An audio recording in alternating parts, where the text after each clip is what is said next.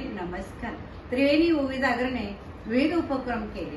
त्या उपक्रमामध्ये बऱ्याच वेळेस आम्ही त्रिवेणी ओवी जागर म्हणजे त्रिवेणी माहेरवाशिनी सगळ्या बहिणींना आम्ही फुलाची पाकळी भेट देत गेलो. त्यात माझ्या मावशीने कर्णफुलं नथ घेतलीच, एक छानपैकी गोमुखी मिळाली. आणि त्यानंतर आज मावशीला आम्ही एक छानसं तोरण छान भेट देत आहोत. आणि त्या तोरणाचा अर्थ हाच आहे की कवितांचं तोरण.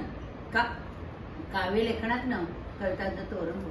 तोरण म्हणजेच काय हो, कवितांचं एक छानपैकी पुस्तिका काढायचं माझ्या मावशीची मनाची इच्छा आहे. आणि तसं ती ओव्या पण खूप सुंदर लिहिते.